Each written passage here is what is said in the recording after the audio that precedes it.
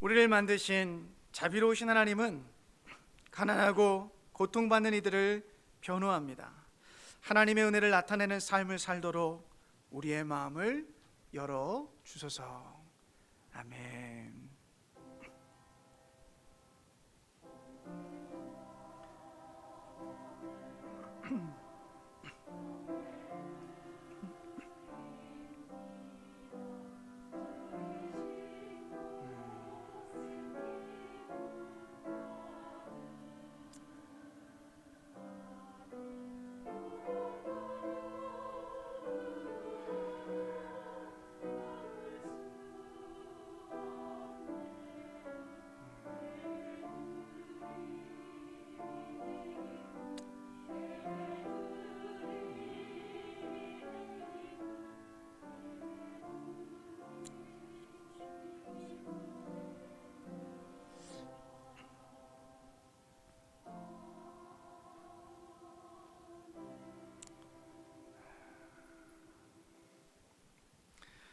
만물을 말씀으로 창조하시고 그 만물을 사랑하시고 그 만물을 보호하시는 하나님 아버지, 오늘도 감사의 마음을 모아 당신을 예배하고 찬양합니다.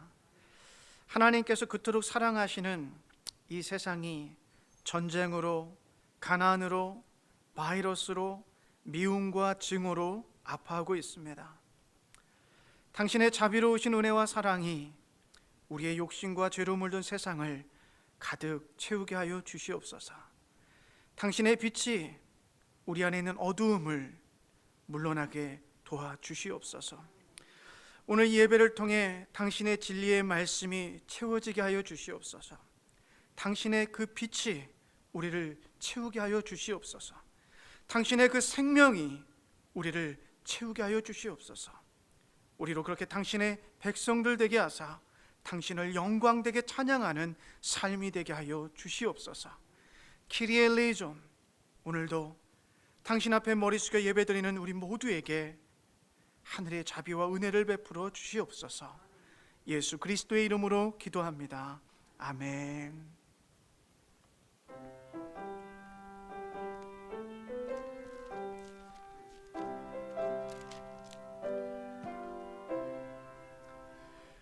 구세주를 아는 이들 찬송하고 찬송하세.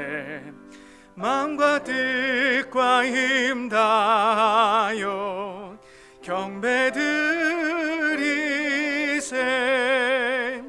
주를 알지 못한 이들 주가 친히 인도하사매.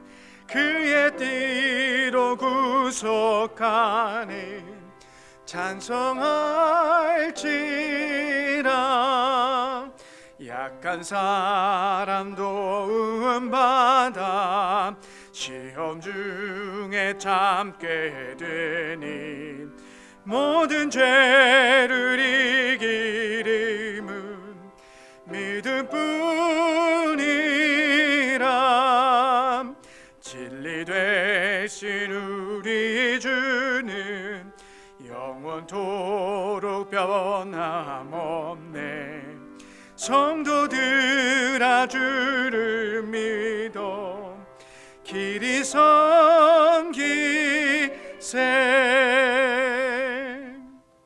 아멘. 성경 속에 등장하는 많은 인물들은 자신의 인생에 있는 수많은 고민과 아픔과 고통과 문제들을 가지고 예수 그리스도를 찾아오셨습니다. 예수 그리스도에게 찾아왔을 때 그들의 인생의 문제가 해결되었습니다. 오늘 이 시간 그 예수 그리스도를 의지하면서 우리가 실패했던 죄의 문제들을 하나님 앞에 고백하도록 하겠습니다. 우리 먼저 주보 안에 있는 공동 기도문을 가지고 함께 기도하겠습니다. 우리 한자 한자 천천히 읽으면서 기도할게요. 전능하시고 자비로우신 하나님, 매일 우리는 바랍니다. 우리의 소원은 이루어지되 삶의 불편함은 피하기를 바랍니다. 우리가 알지 못하거나 사랑하지 않는 사람들을 피하고 싶어 합니다. 우리는 당신의 생명의 선물에 합당하지 않은 삶을 살곤 합니다. 이 사실을 우리는 잘 알고 있습니다. 그래서 우리의 육신과 영을 새롭게 하실 수 있는 능력을 구합니다. 우리가 당신의 도움을 통해 당신이 우리에게 원하시는 삶의 길을 걷게 하소서. 저희를 용서하시고 인도해 주십시오. 예수 그리스도의 이름으로 기도합니다. 아멘.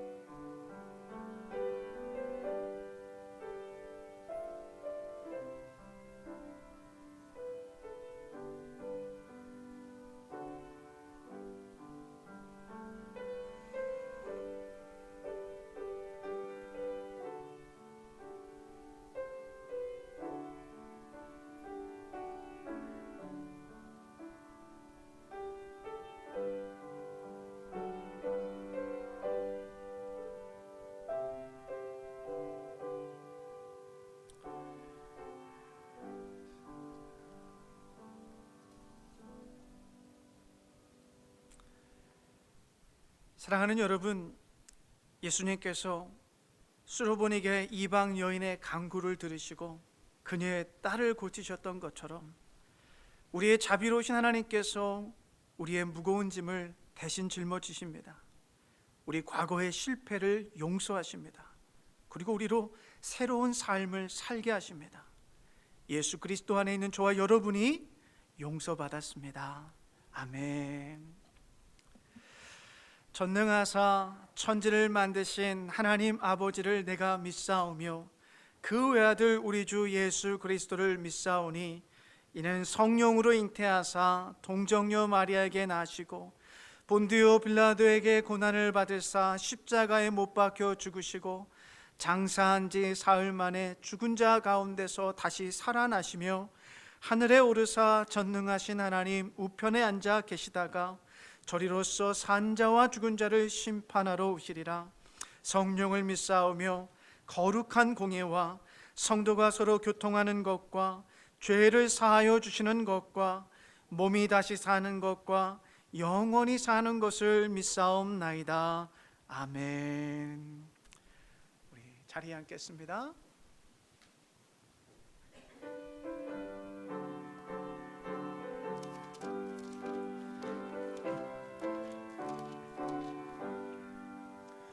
주의 음성을 내가 들으니 사랑하는 말일세. 아멘.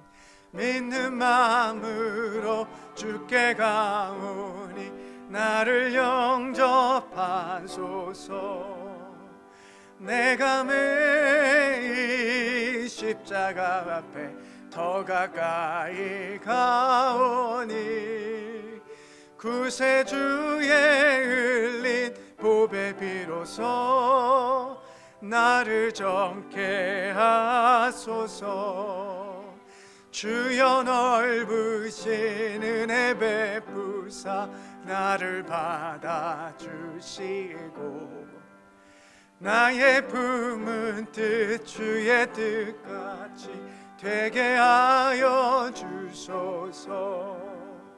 내가 매일 십자가 앞에 더 가까이 가오니 구세주의 흘린 보배 비로소 나를 정케 하소서.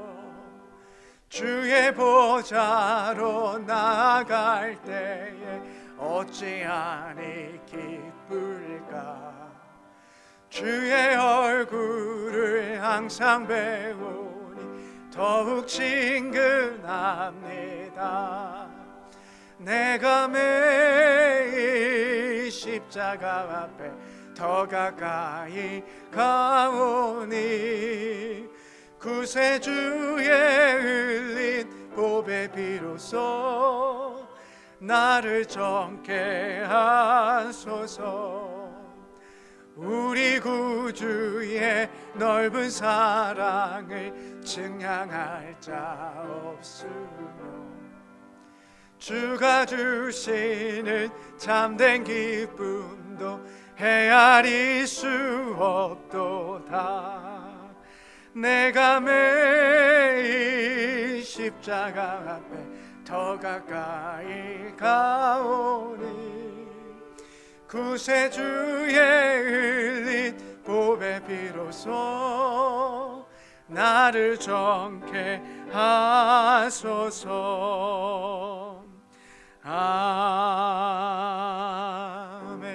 아멘. 이 시간에 우리 성규순 집사님 예배를 위해서 기도해 주시겠습니다.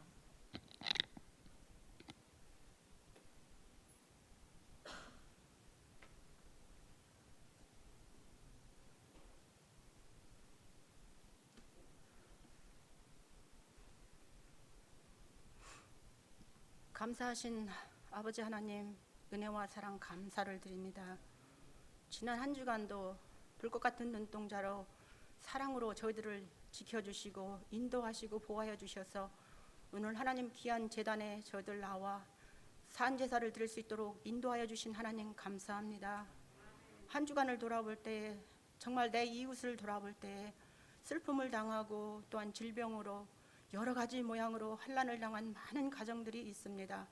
아버지 하나님, 때를 따라 도우시는 주여, 저들을 하나님 이 어려운 아버지 환난에서, 하나님 또한 환경에서 저들을 구원하여 주시옵소서. 아버지, 환난 중에 나를 부르라 내가 너를 건지리니 내가 나를 영화롭게 하시리라고 말씀하여 주신 하나님, 저들을 이 환난에서, 하나님 질병에서 저들을 구원하여 주시옵시고, 오직 하나님 아버지 믿고 의지하며 저들 좌로나 우로나 치우치지도 아니하고 주님 말씀 앞에 저들이 바로 살아갈 수 있도록 주님 역사하여 주시기만을 간절히 원합니다.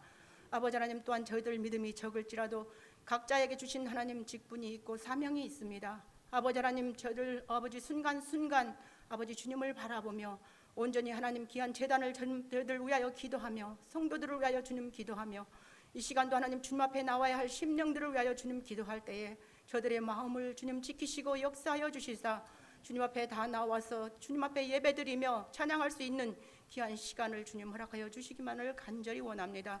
하나님, 오늘 또 단위에 세우신 귀한 목사님 장중에 붙잡아 주시옵소서. 또한 한 주간도 준비하신 그 말씀 외에 성령으로 기름 부어 주셔서 또한 저들이 마음문을 열고 그 말씀을 아멘으로 화답할 수 있는 귀한 시간이 될 수 있도록 주님 역사하여 주시기만을 간절히 원합니다. 아버지 하나님, 저희들은 형편과 사정을 다 알지 못하지만 이 시간 주님 앞에 나와서 머리 숙인 그 심령들마다 각자의 아버지 하나님 가지고 온 수고하고 무거운 모든 짐들을 주님 앞에 내려놓고 감사함으로 기쁨으로 돌아갈 수 있는 귀한 발걸음들이 될 수 있도록 주님 살아서 역사하여 주시옵소서. 이 모든 예배 순서를 주님께 온전히 맡깁니다. 또한 우리 성가대 찬양을 주님 기뻐 받아 주시옵시고 또한 듣는 이의 마음을 아버지 열 수 있는 살아있는 찬양이 될 수 있도록 주님 역사하여 주시기만을 간절히 원하고 이 모든 말씀 예수님의 거룩하신 이름으로 간절히 기도드렸사옵나이다.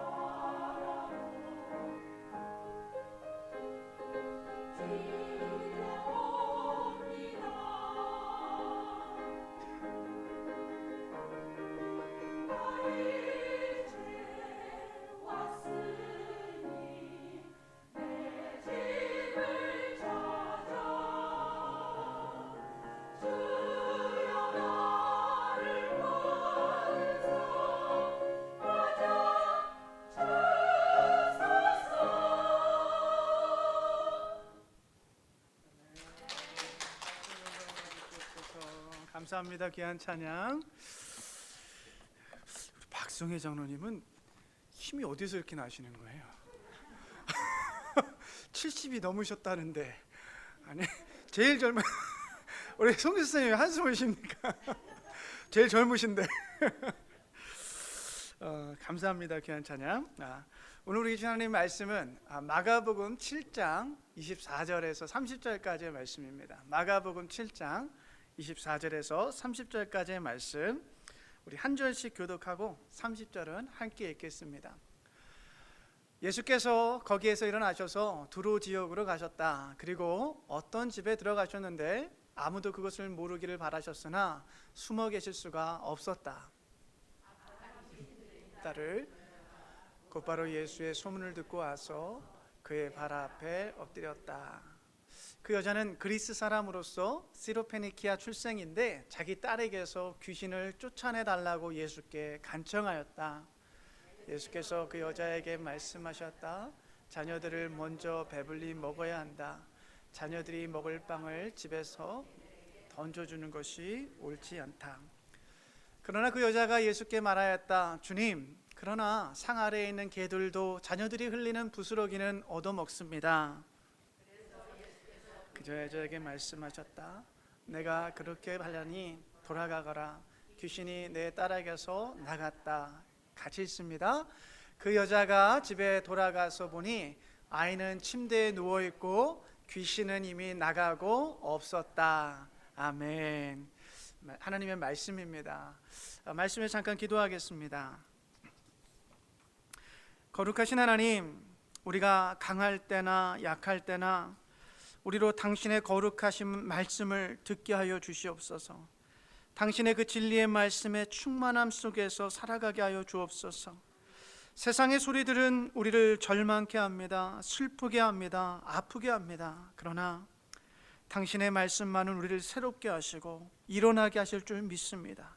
오늘도 그 진리의 말씀에 귀를 열게 하시고 듣게 하시고 삶으로 순종하게 하여 주옵소서.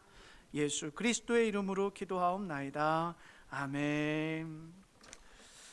우리 좌우에 앞뒤에 계신 분하고 인사하겠습니다. 사랑합니다. 축복합니다. 네, 사랑하고 축복합니다. 네, 사랑합니다. 축복합니다. 오늘 설교의 제목을 한번 읽어볼까요? 같이 시작. 자존심과 믿음. 자존심과 믿음이라고 한번 잡아봤습니다. 재밌는 이야기가 있더라고요. 여러분, 숫자 3.5 그리고 4 어떤 애가 크죠? 4가 크죠? 예.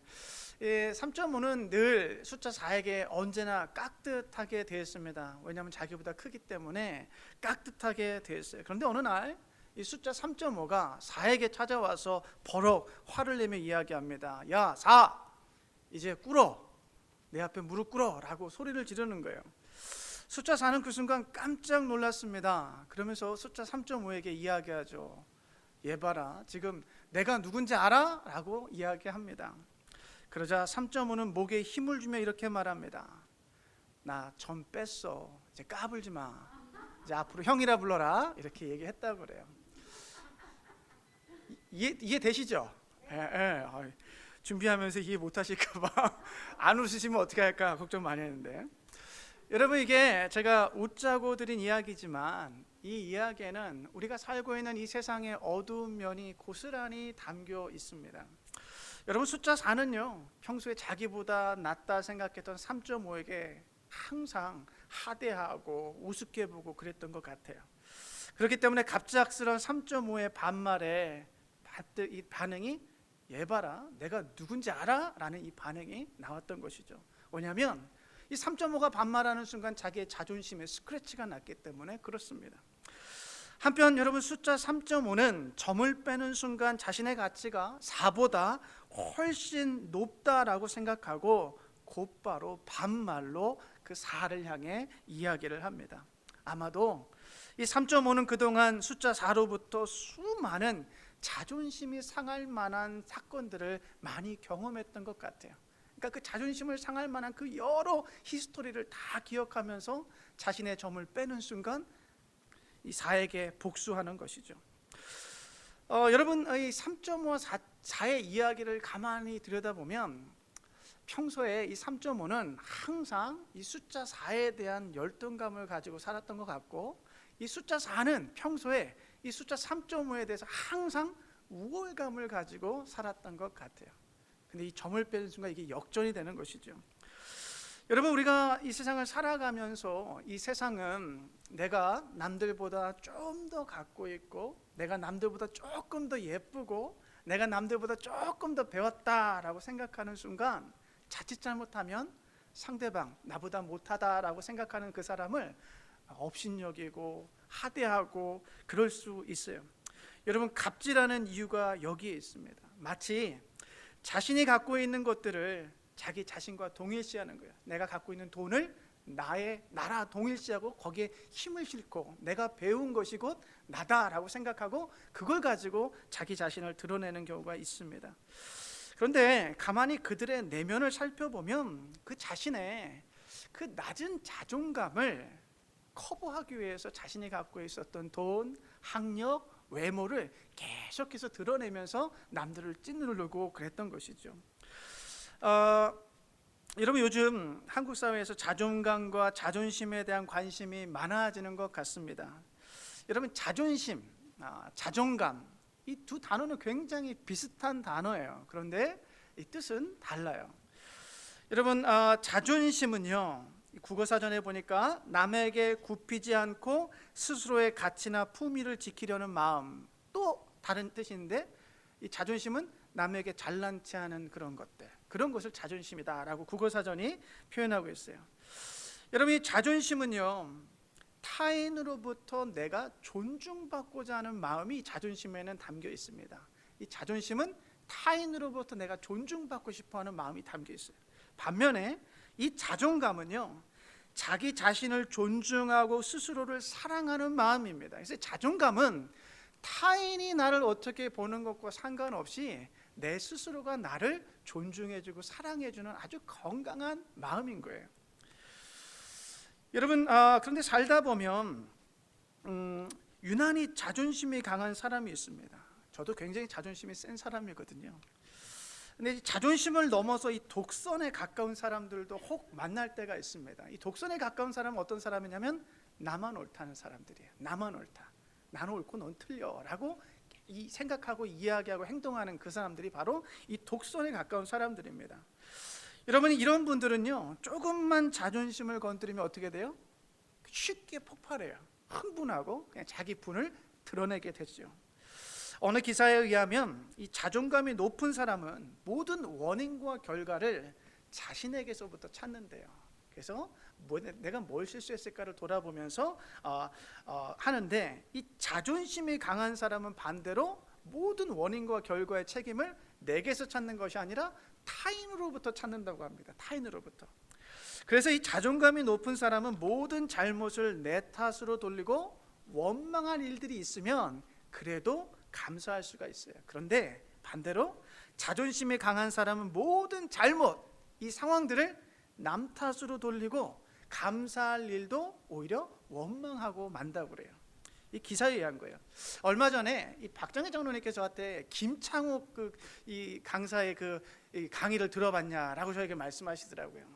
저도 이분 좋아하고요. 여러분, 집에 가셔서 시간 되시면 유튜브에 김창옥 이분 강의 한번 들어보세요. 웃기기도 너무 웃기고 메시지도 너무 좋아요. 이 마음에 힐링이 생기는 그런 강의인데, 여러분, 이분이 이런 이야기를 했어요. 강의하면서 사람이 자존심은 자존감이 낮은 사람이 자기 스스로를 보호하기 위해서 사용하는 것입니다 라고 이야기를 하더라고요. 그러니까 자기 자존감이 내 스스로를 내가 사랑해주지 못하고 존중해주지 못하고 그런 낮은 자존감이 있을 때 오히려 자존심이 드러나가지고 상대방으로부터 쉴드를 치고 쉽게 분을 내는 거다라고 이야기를 하더라고요. 여러분, 자존심이 센 사람은 외부의 평가로부터 자신을 지켜야만 하기 때문에 자기 자신을 보호하기 위해서 이 반사작용으로 계속해서 자기의 자존심을 내세우게 되는 거예요. 그래서 쉽게 분을 내는 것이죠. 근데 반면에 이 자존감이 높은 사람은 타인의 평가에 상관없이 자기 자신을 존중하고 사랑하고 인정해 주기 때문에 남과 자신을 비교하지 않습니다. 타인과 자기 자신을 비교하지 않아요. 그러다 보면 성격도 둥글둥글해지는 거예요. 타인의 말에 쉽게 상처도 받지 않아요. 왜요? 그 타인의 말을 무시하는 것이 아니라 그 상대방이 나에게 뭐라 했을지라도 그가 말하는 내가 아니라는 것을 알기 때문에 내가 나를 존중해주고 사랑해준다면 타인의 말에 내가 흔들릴 필요가 없는 거예요. 왜요? 그 사람이 뭐라 했건 그게 나는 아니기 때문에 그렇죠. 여러분, 그러니까 자연히 관계 속에서도 쉽게 화를 내지 않을 수 있는 것입니다. 여러분, 앞서 제가 이 자존심은 타인으로부터 존중받고자 하는 마음이다라고 설명을 드렸고요. 때문에 자존심이 센 사람일수록 열등감 혹은 우월감에 빠지기 쉽다라고 말씀드립니다. 왜냐하면 늘 자기 자신을 남들과 비교하면서 내가 높으니 낮으니 하면서 좀 더 높다 생각하면 우월감에 빠지는 것이고 좀 더 낮으면 열등감에 빠지는 거예요. 이게 자존심 때문에 다 이와 같은 일들이 벌어지는 것입니다. 여러분, 우리 옛말에 그 지피지기면 백전백승이라는 말이 있죠. 나를 알고 남을 알면 100번 싸워서 100번 이긴다라는 이야기입니다. 근데 우리는요, 살면서 남들에 대해서는 많이 아는 것 같아요. 그리고 내가 하는 일들에 대해서는 숙달되고 하면 이해되고 알잖아요. 그런데 정작 우리가 살면서 타인 말고 내 자신을 정말 잘 알고 있는가, 이게 굉장히 좀 생각해 볼 문제 같아요. 여러분은 여러분에 대해서 얼마나 잘 알고 계십니까? 엠보 집사님. 우리가 바쁘게 비즈니스 운영하시고 또 일 마치면 집에 와서 씻고 쉬기 바쁘고 우리의 삶이 늘 이렇게 바쁘다 보니까 정신없이 살아오다 보니까 우리의 일들은 잘 알아요. 그리고 우리가 만나는 사람들에 대해서는 어느 정도 알아요. 그런데 정작 내 안에 내가 정말 건강하게 있는지, 정말 내 안에 있는 나는 정말 내 스스로를 존중해주고 나를 정말 내가 사랑하고 있는지, 여기에 대해서 우리가 굉장히 좀 신경을 못 쓸 때가 참 많다라는 것이죠. 여러분, 한번 질문 드려볼게요. 여러분은 자존심이 센 사람입니까? 아니면 자존감이 높은 사람입니까? 한번 생각해 보세요. 여러분은 자존심이 센 사람이세요? 아니면 자존감이 높은 사람이세요? 여러분, 이 자존심과 자존감, 이 둘 중에 어느 것이 우리에게 있느냐에 따라서 우리가 신앙생활하는 데도 굉장히 큰 영향이 있고 우리가 사람들과의 관계에 있어서 굉장히 큰 영향력이 있다라는 것을 한번 기억하면서 오늘 말씀을 좀 한번 나누면 좋을 것 같아요. 여러분, 오늘 우리가 읽은 이야기는 예수님께서 이 두로와 시돈이라는 이 갈릴리로부터 북서쪽에 있는 지중해 해안 도시로 예수님께서 가셨습니다. 그래서 어느 집에 들어가시는 이야기예요. 그리고 그곳에서 이 스로보니게 여인, 이 가나안 여인 혹은 이방 여인을 만나는 이야기입니다.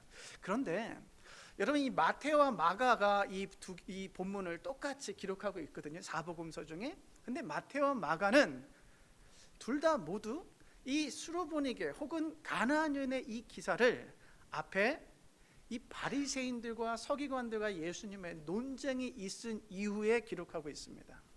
그러니까 이 두 저자는 오늘 이 본문을 이 성경에 배치하는 데 있어서 이 바리새인들과 이 스로보니게 여인을 비교하고자 하는 그 의도를 가지고 있었다라는 것을 우리가 알 수 있어요.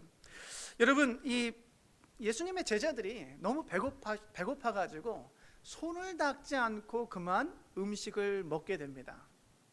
그것을 본 이 바리새인들과 서기관들은 그들이 장로들의 전통을 어겼다고 예수님께 찾아와 가지고 예수님과 논쟁을 벌이는 거예요. 우리 장로들의 전통에 의하면, 율법에 의하면 손을 닦고 먹어야 됩니다라고 그들이 알고 있었던 지식과 율법에 대한 해박한 지식을 가지고 예수님께 찾아와서 논쟁을 하고 예수님을 공격하고자 했어요.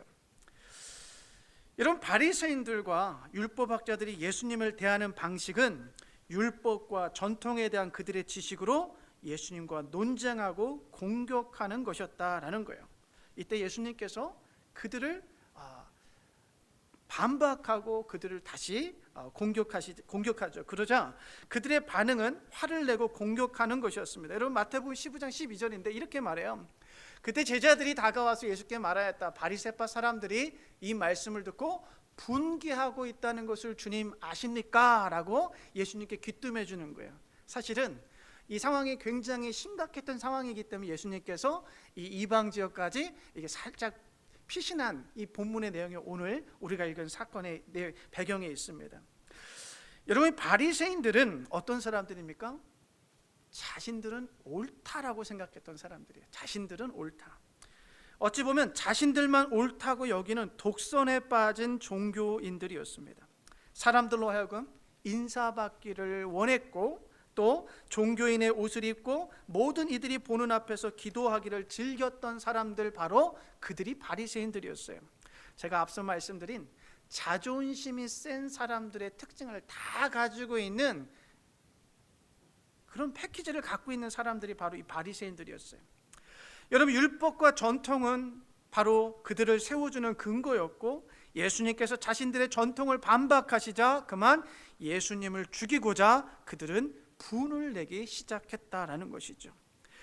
여러분, 자기 의와 자존심으로 똘똘 뭉친 바리새인들은 예수님을 하나님의 아들 곧 메시아로 인정할 수가 없었습니다. 여러분, 잘 보면 이 자존심이 센, 독선에 빠진, 자기 의를 주장했던 바리새인들은 그들의 자존심 때문에 예수님을 받아들일 수가 없었던 거예요. 그들의 가장 큰 걸림돌은 뭐예요? 자존심, 자기의, 그 독선이었다라는 것입니다. 그런가 하면 여러분, 이 마가와 마태는 이 바리새인들과 이 이방 여인을 비교하면서 본문을 이야기하고 있어요. 이 여인에게는 앞서 말씀드린 것처럼 귀신 들린 딸이 한 명이 있습니다. 이 귀신 들려가지고 얼마나 고통을 당하는지 몰라요. 이 딸을 고쳐주기 위해서 여러 방도로 뛰어다녀 봤지만 이 어머니는 아무런 도움을 받을 수가 없었어요.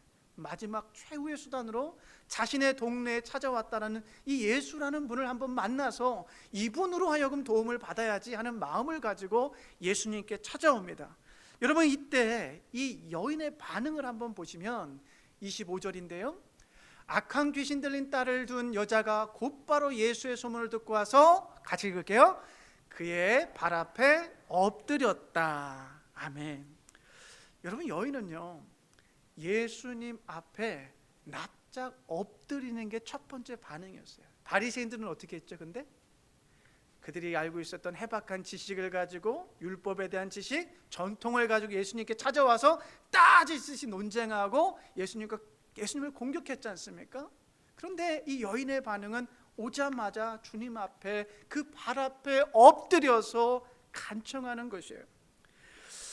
여러분, 우리가 이 헬라어 단어에 간청하다, 라는 단어가 계속 진행하는 단어입니다. 그러니까 한 번 했다라는 게 아니고, 그래서 이 마가복음의 평행 본문인 마태복음에 의하면 예수님의 제자들이 어찌나 이 여인이 귀찮게 하고 계속 간구했으면 귀찮아서 예수님께 부탁을 해요. 예수님, 제발 이 여인을 좀 도와줘서 그냥 돌려보내달라고 그렇게 예수님께 요청할 정도로 이 여인은 예수님 앞에 엎드려서 끝까지 계속적으로 자신의 딸을 고쳐달라고 간구하고 있었어요. 그때 예수님께서 이렇게 이야기합니다. 자녀들을 먼저 배불리 먹여야 한다. 자녀들이 먹을 빵을 집어서 개들에게 던져주는 것은 옳지 않다라고요. 여러분, 예수님은요, 이 여인이 계속해서 간구할 때도 침묵하셨거든요. 무시했거든요. 등을 돌리고 있었거든요. 여러분이 계속 이야기하고 있는 상대방이 등을 돌리고 있다면 여러분 자존심에 스크래치 나시겠어요? 안 나시겠어요? 이것 봐라, 얘기하는데 듣질 않네. 나에게 신경도 안 쓰네. 여러분, 여인은 그 예수님의 침묵이 있었음에도 불구하고 계속 간구했는데, 지금은 예수님께서 자기 자신을 개라고 표현하고 있으니 이 여인의 마음이 얼마나 상처가 됐겠어요. 여러분, 이 여인은요, 예수님을 찾아오기까지 예수님에 대한 소문을 듣고 왔거든요. 소문. 예수라는 사람이 말이야, 이 예수라는 청년은 사람 좋기로 그렇게 좋을 수가 없대. 찾아오면 다 고쳐주고 치유해주고 그런 좋은 사람이 예수래라는 이 소문을 듣고 왔던 여인이었다고요. 그런데 막상 예수님을 만나서 보니까 자신의 말에도 아무런 대꾸도 안 하고 침묵하고 있고요, 돌아서서 한다는 이야기가 자기 자신을 개라고 표현하고 있으니 얼마나 이 여인에게 상처가 되는 말이었겠어요. 만약 이 여인이 자존심이 좀 있는 여인이었다면 예수님도 어쩔 수 없는 유대인 남성이구나, 이방인을 무시하던 그 유대인들과 같은 똑같은 사람이 바로 예수구나, 욕이나 시원하게 퍼붓고 떠나갔을지 모르겠습니다. 그런데 이 여인은 예수님 앞에 자존심을 내세우지 않아요. 오히려 예수님의 그 개라고 표현하는 그 말씀을 그대로 받아들여서 이렇게 대답하죠. 주님, 그러나 상 아래에 있는 개들도 자녀들이 흘리는 부스러기는 얻어먹습니다. 빵 그대로는 얻어먹지 못할지언정 떨어지는 부스러기는 먹으니 그 부스러기 같은 은혜라도 좀 주십시오 라고 아주 겸손하게 여인은 예수님에게 다가가는 거예요. 여러분, 오늘 본문을 제가 묵상하면서 야, 진짜 개라는 치욕적인 이야기를 들으면서까지 이 여인이 이렇게 겸손할 수 있었던 이유가 뭘까?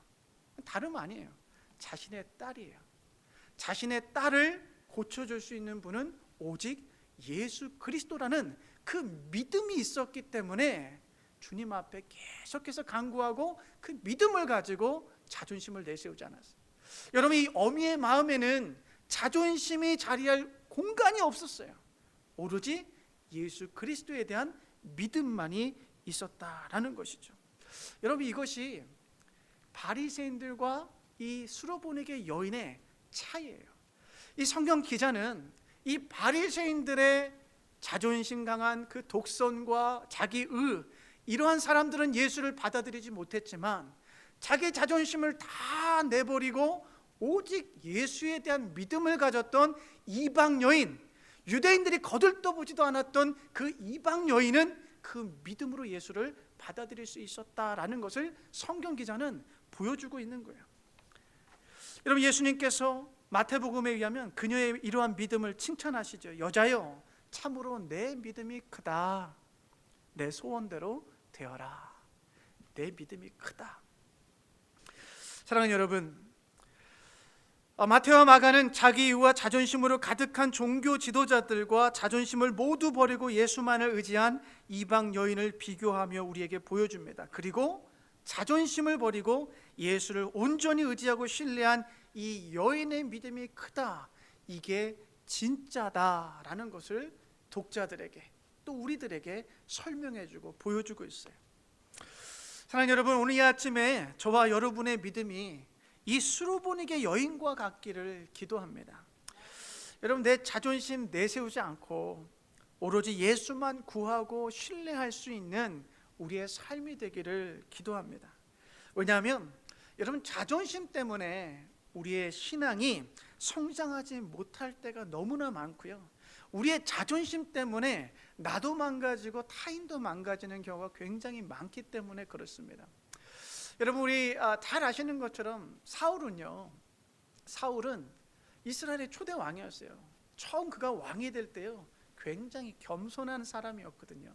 그런데 이 백성들이 사울은 천천히요, 다윗은 만만이라 이 골리앗을 물리치고 나서 백성들의 반응이 자기 자신보다 다윗을 더 칭송하는 것을 보고 그 안에 열등감이 작용을 하기 시작해요. 열등감이, 나보다 더 사랑받고 인정받는 다윗을 보면서 그 열등감 때문에 이 사울은 그의 평생을, 남은 인생을 나라를 위해서, 자기를 위해서, 하나님을 위해서 사는 것이 아니라 오로지 그냥 그 다윗을 죽이는데 자기 인생을 허비하고 낭비하고 맙니다.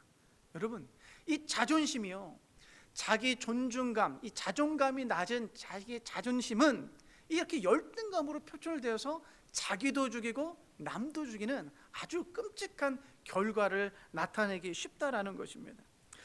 여러분, 혹시 대화하면서 남들 이렇게 은연중에 이렇게 막 깔아 뭉개고 또 흉보고 하는 그런 말씀들 하실 때 있으시죠?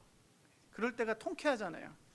그럴 때도 재밌잖아요. 또 이렇게 남들도 좀 뒤에서 좀 씹어주고 또 이렇게 뒷담화할 때 이렇게 막 스트레스도 좀 풀리고 막 그러죠. 예. 근데 그 내면을 가만히 한번 들여다보면 내 안에 있는 열등감 때문에 그럴 때가 참 많아요. 나보다 좀 더 나아 보이는 그 사람을 어떻게 해서든지 깎아내려야만이 내 속이 좀 시원해지는 거는 내 안에 열등감 때문에 그럴 때가 있어요. 또 여러분, 누가 나 안 알아주면 서운하신 분들 계시죠? 어라? 오늘은 인사 안 하고 가네? 그럴 때 있으시죠? 그것도 가만히 그 안을 들여다보면 내 안에 나를 존중해주고 사랑하는 이 자존감보다 자존심이 그냥 있어가지고 열등감 때문에 그럴 때가 있어요. 여러분, 또 누가 나를 무시하는 것 같을 때 그것도 역시 똑같이 내 안에 열등감 때문에 그런 거거든요. 여러분, 우리가 자존심이 우리를 굉장히 파괴하기가 쉽다라는 것입니다. 반면에 여러분, 이 자존심 때문에 또 남들과 비교하면서 우월감을 갖고 살아가는 사람들이 있습니다. 이것도 굉장히 큰 문제인데, 여러분, 누가복음 18장에 보면 이 바리새인과 한 세리의 기도하는 장면이 예수님께서 비유적으로 말씀하시는데, 여러분, 이 바리새인은요, 성전에 들어가서 하나님 앞에 기도합니다. 멋지게 기도해요. 하나님, 나를 저 뒤에 있는 세리와 같지 않게 해주시니 감사합니다. 저는 11조도 하고 금식도 하고 기도도 하고 이러한 여러 것들을 합니다. 이 바리새인은 저 뒤에 있는 이 세리와 자기 자신을 비교하면서 그 세리보다 좀 더 우월한 자기 자신, 그 우월감에 도취되어서 하나님 앞에 기도하고 있는 거예요. 근데 예수님께서 그 바리새인 이 비유를 하면서 이렇게 말씀하세요.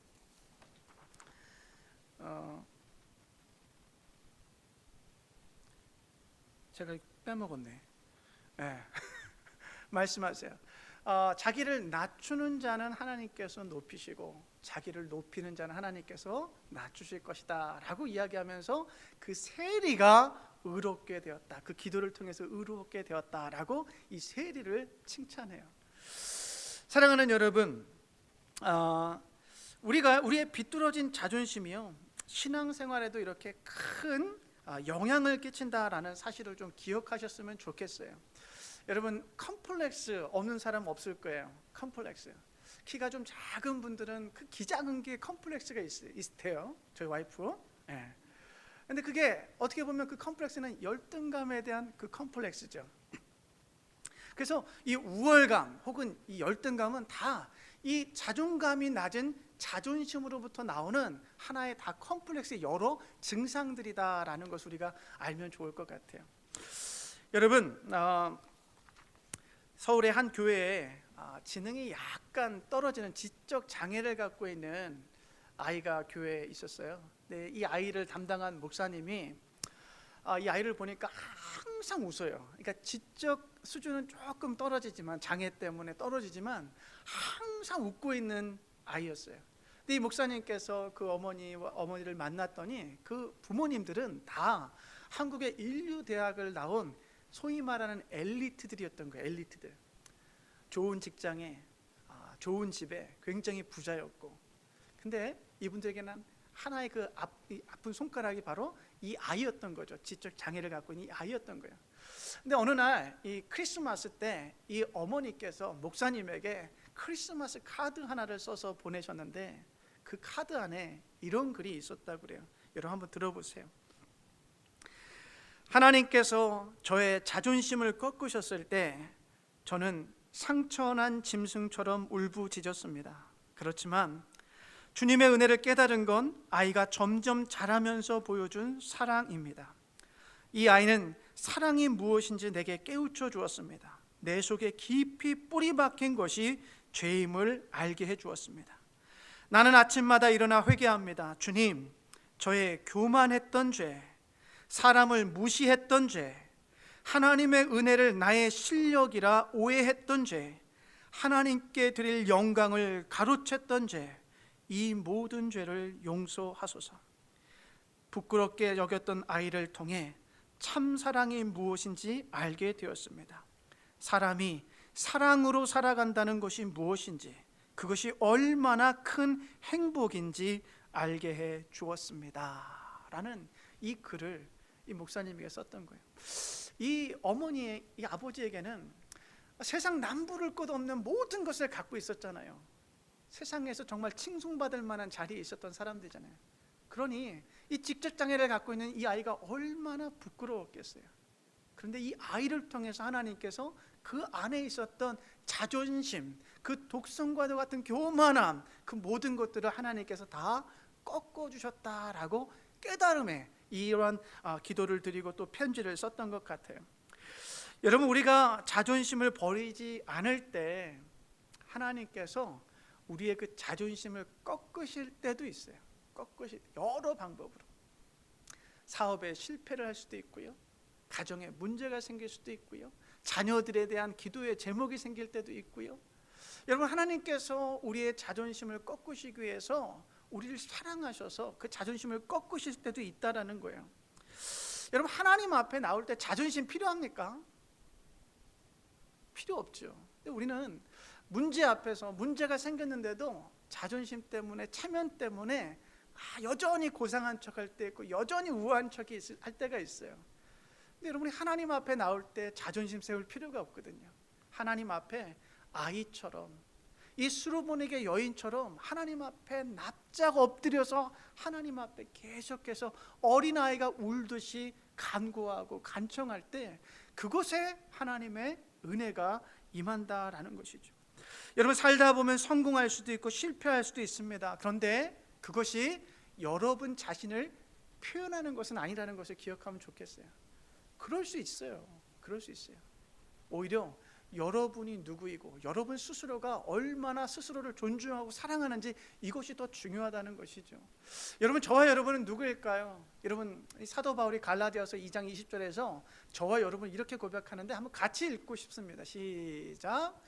나는 그리스도와 함께 십자가에 못 박혔습니다. 이제 살고 있는 것은 내가 아닙니다. 그리스도께서 내 안에 살고 계십니다. 내가 지금 육신 안에서 살고 있는 삶은 나를 사랑하셔서 나를 위하여 자기 몸을 내어주신 하나님의 아들을 믿는 믿음 안에서 살아가는 것입니다. 아멘. 저와 여러분은 예수 그리스도를 믿음으로 이미 죽었어요. 죽었는데 자존심이 뭐가 그렇게 중요해요? 죽었어요. 우리 안에는 예수 그리스도가 살아계세요. 여러분, 우리가 의지해야 되는 것은 내 자존심이 아니라 이 그리스도가 우리 안에 들어오셔서 나를 사랑하고 계시고 나와 함께 살아가고 계신다는 이 믿음을 가지고 우리는 살아가는 거예요. 자존심 아니에요. 믿음을 가지고 살아가는 거예요. 여러분, 저와 여러분이 건강하지 않은 자존심을 버리기를 축복합니다. 우리 모두가 괜한 자존심 때문에 하나님과의 관계도 망치고 사람들과의 관계도 망치는 어리석은 자들이 되지 않기를 기도합니다. 여러분, 저와 여러분이요, 기억하시면 좋겠어요. 하나님께서 나를 그렇게 사랑하신다. 하나님께서 나를 너무나 사랑하신다. 얼마나 우리를 사랑하시면 독생자 그 예수 그리스도를 십자가에 못 박아 죽이시기까지 나를 사랑하신다. 여러분, 이 사랑에 우리의 자존감의 근거가 있어야 돼요. 여러분, 이 사랑 위에서 우리가 누구인지를 잘 세워야만이 세상의 파도에 흔들리지 않고요, 세상의 문제 앞에 우리가 흔들리지 않고 넘어지지 않아요. 여러분, 요즘에 저는 인격과 성품에 대한 생각들을 많이 하게 됩니다. 이렇게 제가 교회력 설교를 하다 보면 본문이 이렇게 절기에 따라 가지고 주는 메시지들이 있으니까, 그래서 요즘에 그와 같은 이제 내 인격, 내 성품 이런 것들에 대해서 이렇게 관심을 많이 또 이제 갖고 있는데 참 부족하다라는 생각을 하게 돼요. 내 성품이라는 게, 내 인격이라는 게 참 유치하고 참 못 봐주겠다라는 생각을 할 때가 있습니다. 여러분들, 갈라디아서 5장에 보면 여러분, 성령의 사람이 되기를 바라는 마음이 우리 안에 있어야 될 줄로 믿어요. 성령의 사람, 성령의 사람. 여러분, 우리 안에 사랑과 기쁨과 화평과 인내와 친절과 선함과 신실과 온유와 절제, 이런 이와 같은 좋은 성품들이 우리 안에 풍성해지기를 기도합니다. 여러분, 이와 같은 성품들이 있을 때 비로소 우리 안에는 내적 평화가 있거든요. 내적 평화가 있을 때 비로소 나를 통해 세상 가운데 이와 같은 좋은 선한 영향력들이 흘러가고 평화가 흘러가는 거예요.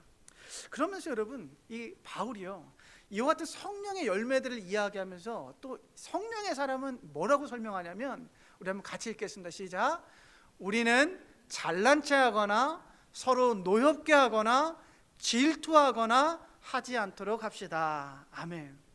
우리가 성령의 열매를 좋은 것들만 우리가 지금까지 기억했는데, 바울은 성령의 사람은 자랑하지 않는 거예요. 잘난 체하지 않는 거예요. 여러분, 잘난 체한 사람은 어떤 사람이에요? 우월감에 빠진 사람들이잖아요. 우월감에.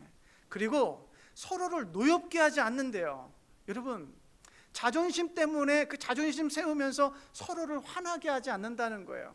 또 자존심 때문에 열등감에 질투하지도 않는다라고 이야기하는 거예요. 사랑하는 여러분, 오늘 제 설교 주제에 맞춘다면 이 사도 바울의 성령의 열매가 풍성한 사람은 자존심으로 사는 것이 아니라 예수 안에 있는 거룩한 자존감을 가지고 믿음으로 살아가는 사람이다 라고 정리할 수 있을 것 같아요. 여러분, 말씀을 마치도록 하겠습니다. 남은 우리의 삶 속에 오늘 수로보닉의 여인과 같이 자기 자존심 다 내려놓고 오직 예수에 대한 믿음으로만 살아가실 수 있기를 축복합니다. 자존심이 아닌 예수에 대한 믿음으로 아름다운 관계의 복들을 누리시며 살아가실 수 있기를 주님의 이름으로 축복합니다. 기도하겠습니다. 하나님 아버지, 우리 안에 알량한 자존심들 모두 내려놓고 당신의 평화를 누리며 살아가게 하여 주옵소서. 좀 더 가졌다고, 좀 더 경험했다고, 좀 더 나이 많다고, 좀 더 배웠다고 자존심을 세우는 어리석은 자가 되지 않게 하여 주시옵소서. 오늘 이방 여인처럼 당신 앞에 엎드려 자존심도 다 비워드리는 믿음을 우리 모두에게 부어 주소서. 그 믿음으로 하나님과 그리고 사람들과 화평케 하여 주시옵소서. 예수 그리스도의 이름으로 기도하옵나이다. 아멘. 우리 다 같이 일어나셔서 우리 예물 하나님 앞에 올려드리겠습니다. 나의 생명을 드리니 주 영광 위하여 사용하옵소서. 내가 사는 날 동안에 주를 찬양하며 기쁨의 제물 되리. 나를 받아 주소서. 나를 받아 주소서.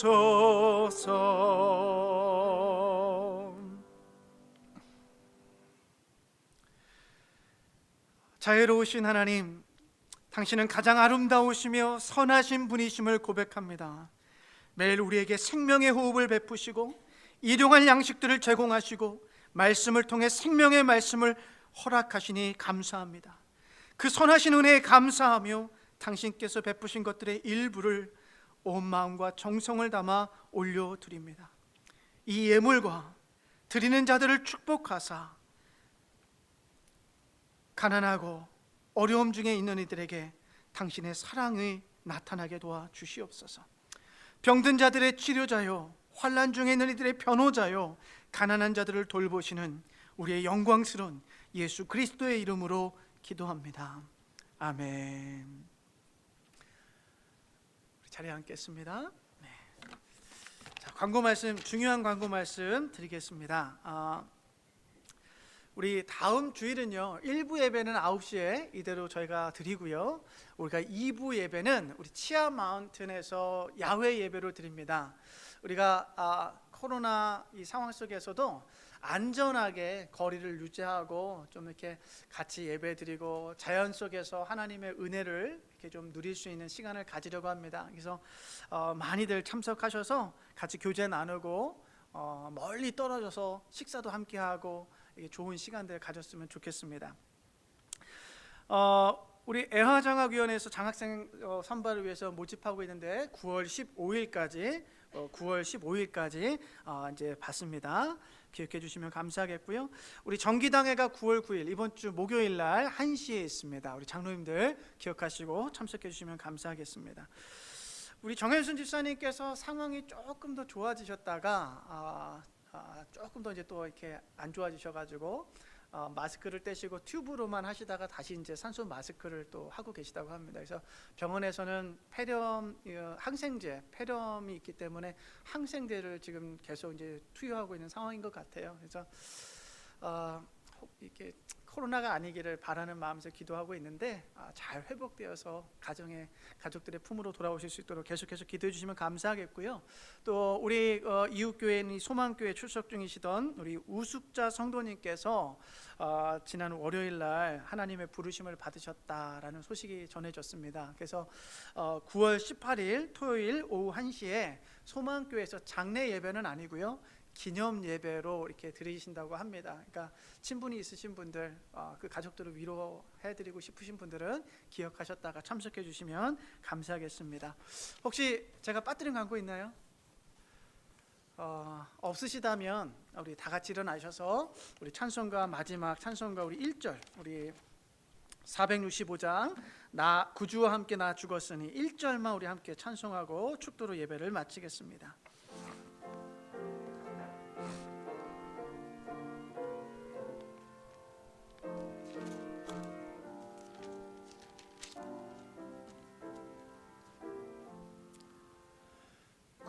구주와 함께 나 죽었으니 구주와 함께 나 살았도다. 영광의 기약이 이르도록 언제나 주만 바라봅니다. 아멘. 언제나 주는 날 사랑하사 언제나 새 생명 주시나니 영광의 기약이 이르도록 언제나 주만 바라봅니다.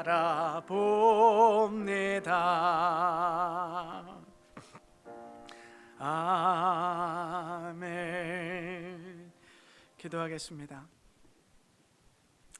사랑하는 애니스톤 가족 여러분, 우리는 자존심으로 살아가는 이들이 아닙니다. 예수 그리스도에 대한 믿음으로 살아가는 그리스도인들입니다. 주님께서 우리를 사랑하십니다. 그 사랑이 우리의 건강한 자존감입니다. 한 주도 온전한 믿음의 자존감을 가지고 열등감과 우월감에서 벗어나 승리하며 살아가십시오. 지금은 우리 주 예수 그리스도의 변함없으신 은혜와 하나님 아버지의 우리를 향하신 끊을 수 없는 놀라운 사랑하심과 성령 하나님의 좋은 친구 되어 주심이 오늘 자존심이 아닌 믿음을 붙들고 살아가기로 다짐하는 당신의 사랑하는 모든 자녀들 머리머리 위에 그 가족과 직장과 사업과 지금 이 순간에도 전쟁과 테러 앞에 폭력 앞에 죽어가고 고통당하고 있는 수많은 우리의 이웃들 머리머리 위에 영원토록 함께하옵기를 축원하옵나이다. 아멘.